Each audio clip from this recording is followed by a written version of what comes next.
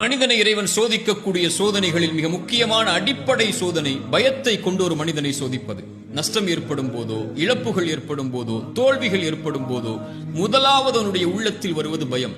அந்த பயத்தை எதிர்கொள்ள முடியாமல் தான் அவன் பாவங்களை நோக்கி சென்று ஏதாவது ஒரு வழியில் தப்பிக்க வேண்டும் என்று முயன்று அவன் தன்னை நஷ்டத்தில் ஆட்படுத்திக் கொள்கிறான். மீண்டும் இறைத்தூதர் ஸல்லல்லாஹு அலைஹி வஸல்லம் சொன்னார்கள், ஷைத்தான் 3 வழிகளில் இறை நம்பிக்கை கொண்டவனை பயமுறுத்துவான். இறை மார்க்கத்தை ஏற்றுக்கொள்ளும் போது வந்து சொல்லுவான், தந்தையின் மார்க்கத்தை விட்டு முன்னோர்களின் வழியை விட்டு செல்கிறாய் என்று பயமுறுத்துவான்.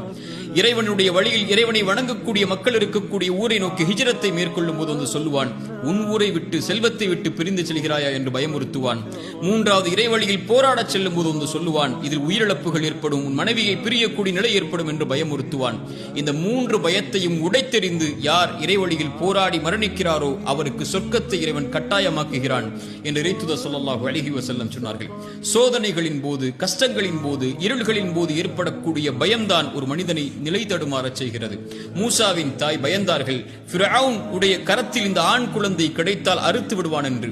இறைவன் கூறினான் மூசாவின் தாயை பார்த்து, லா தஹாஃபி, பயம் கொள்ளாதே மூசாவின் தாயே, ஆற்றில் விடு, நான் சொல்கிறேன் விடு, இந்த குழந்தை உன்னிடத்திலே மீட்டு கொண்டு வருவேன் என்று.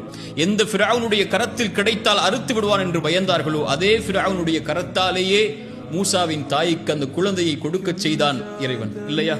ரசூலுல்லாஹி ஸல்லல்லாஹு அலைஹி வஸல்லமை பற்றி இறைமறை சொல்கிறது, எதிரிகள் எல்லாம் உங்களுக்கு எதிராக ஒன்று திரண்டு இருக்கிறார்கள், அவர்களை பயந்து கொள்ளுங்கள் என்று சொன்னால் அவர்கள் சொல்லக்கூடிய ஒரே வார்த்தை காலு ஹஸ்புனல்லாஹ், இறைவன் ஒருவன் எங்களுக்கு போதுமானவன் என்று.